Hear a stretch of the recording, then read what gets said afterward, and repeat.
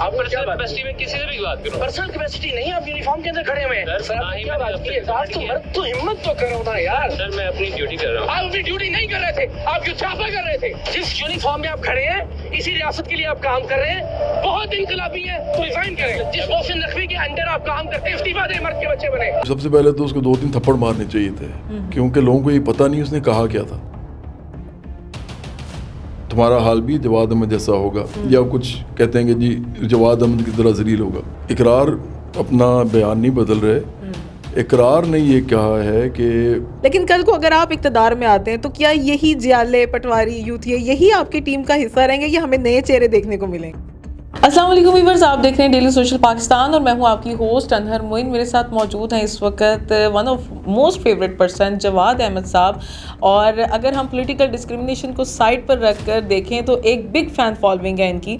लेकिन अभी एक लेटेस्टली इकरारुल हसन साहब लड़ते नज़र आए हैं एयरपोर्ट पर, और जब उन्हें एक तरह से तशबीह दी गई है या जो भी बात की गई वो इस वक्त सोशल मीडिया पे हद से ज़्यादा वायरल है, दोहराने का फ़ायदा नहीं है। लेकिन ऐसा क्या कह दिया कि उन्होंने उतने बिगड़ गए कि मेरा नहीं ख्याल, और मेरा ख्याल है एक बिग फ़ैन फॉलोइंग जो है वो सामने आई है कि भाई जवाद अहमद साहब के कहने पे आप क्यों इनके बिगड़ रहे हैं। उसके बाद उन्होंने बहुत सारे बयान चेंज किए हैं, और बराबरी पार्टी के एक सरबराह हैं, हमारे इतने प्यारे सिंगर हैं और बहुत सारी क्वालिटीज़ हैं इनके अंदर। एज ए पाकिस्तानी बहुत कुछ अचीवमेंट्स हैं जवाद अहमद साहब की। मैं बाहर अभी जब वेट कर रही थी तो एक बिग शील्ड्स का एक पूरा एक जहान जो है वो यहाँ पे मौजूद है। तो ऐसे में इकरार साहब का इतना गुस्सा कर जाना, खैर बात करते हैं। अस्सलाम वालेकुम सर। वालेकुम अस्सलाम।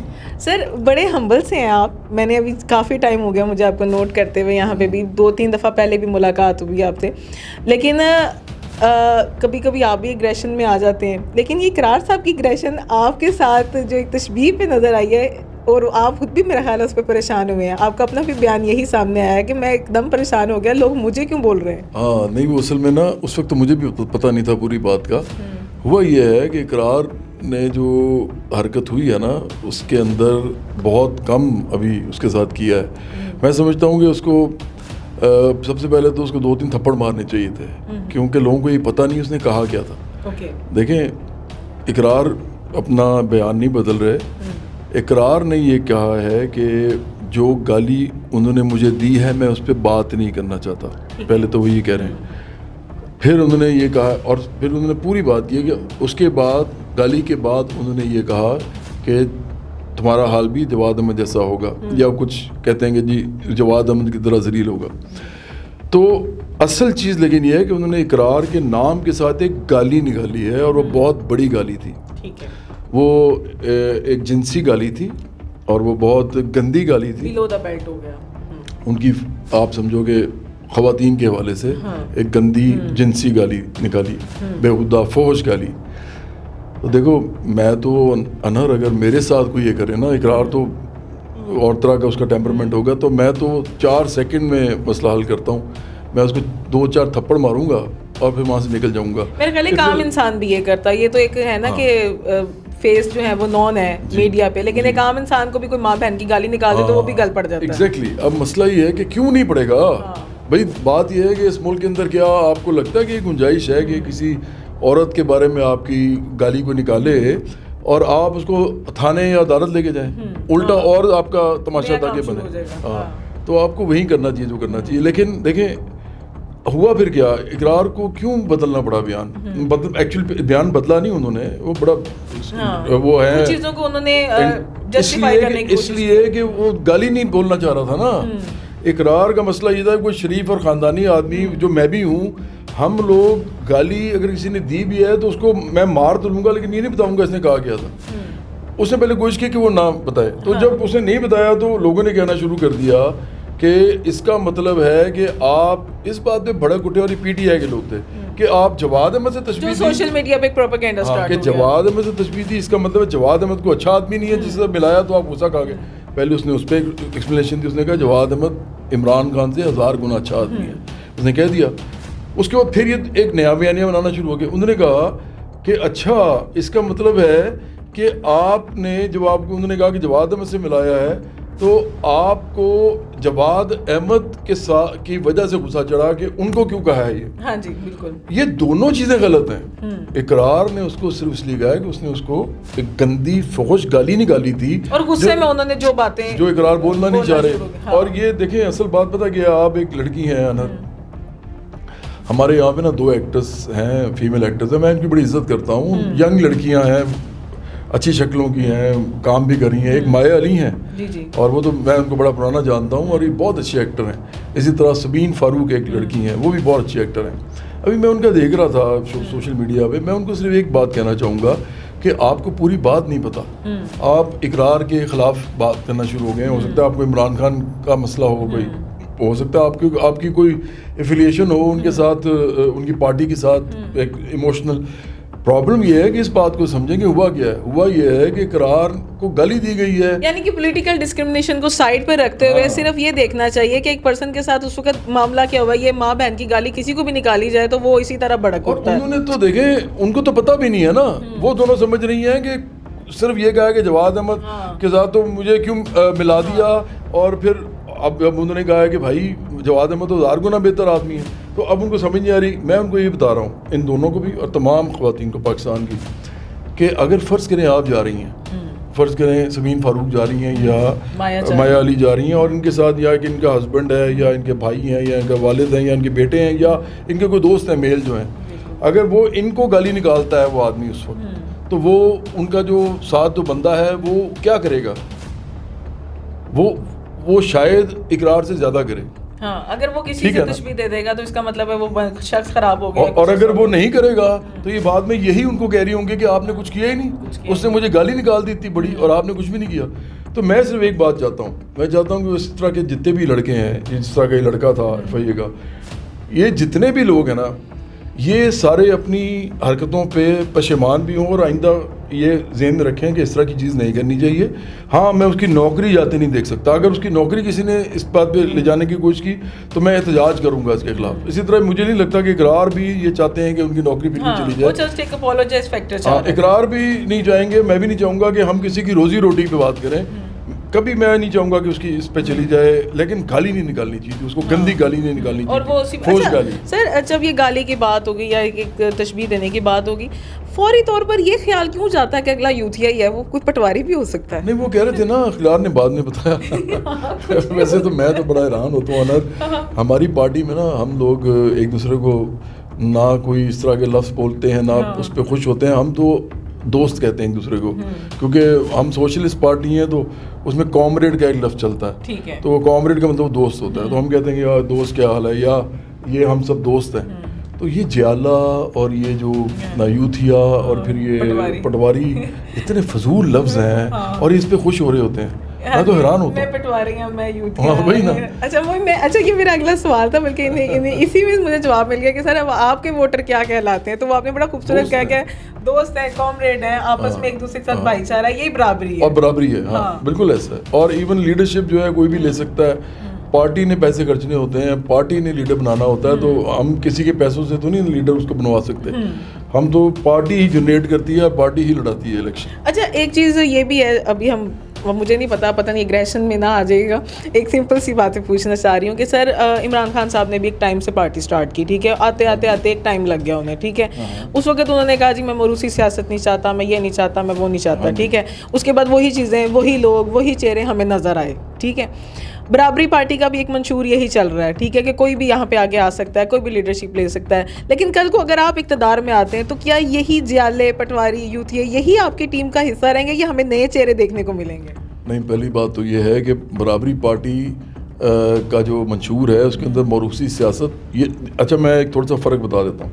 میں اقرار کی پارٹی کو بہت اپریشیٹ کرتا ہوں, ایڈمائر کرتا ہوں, اور میں چاہتا ہوں کہ وہ پارٹی بنائیں, اور وہ بڑے سنسیئرلی بنا رہے ہیں, بڑے آنیسٹلی بنا رہے ہیں. تو میں بڑا خوش ہوں گا کہ وہ پارٹی بنائیں گے. لیکن ہمارا اور ان کی پارٹی کا نظریاتی فرق تو ہے. ہم سوشلسٹ ہیں, وہ ایک کیپٹلسٹ پیراڈائم میں پارٹی بنا رہے ہیں. تو پہلی بات تو یہ فرق ہے. ہم تو کیپٹلزم نہیں چاہتے, سوشلزم چاہتے ہیں. وہ کیپٹلزم کے اندر ہی رہتے ہیں جس طرح باقی پارٹیز ہیں. دوسرا فرق یہ ہے کہ ہم تو کوئی موروثیت کی بات نہیں کرتے. ہم نہیں کہتے کہ موروثی سیاست کوئی ہونی چاہیے یا نہیں ہونی چاہیے. ہم یہ بھی نہیں کہتے کہ کوئی لیڈر کس کو بننا چاہیے, کس کو نہیں بننا چاہیے. ہم یہ کہتے ہیں کہ جو انسان یہ سمجھتا ہے کہ انسانی برابری کا نظام پیدا ہونا چاہیے, مطلب اس ملک میں قائم ہونا چاہیے, اس کو پارٹی میں لیڈرشپ ملے گی. اب چونکہ زیادہ تر لوگ جو انسانی برابری کی بات کریں گے وہ وہی کریں گے جو غریب اور مڈل کلاس ہوں گے. ایسا ہی ہے, کیونکہ وہ اس چیز سے گزر رہے ہیں. ہاں, کیونکہ امیر تو نہیں کریں گے, امیر کے برابر ہوں گے تو نیچے آنا پڑے گا. تو اس لیے آٹومیٹیکلی ہماری پارٹی عام لوگوں کی پارٹی بن جاتی ہے. لیکن نظریہ ہمارا سوشلزم ہے.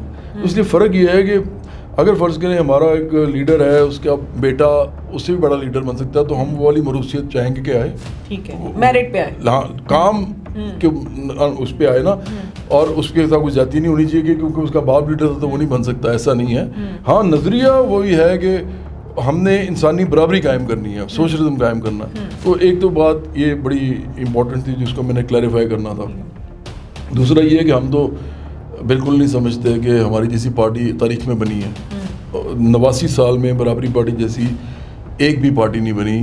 ذوالفقار علی بھٹو جو تھے انہوں نے اسلامی سوشلزم کی بات کی تھی, جو کہ ویسے ہی کانٹرڈکٹری بات ہے, یہ ایک تضاد سے بھری ہوئی بات ہے.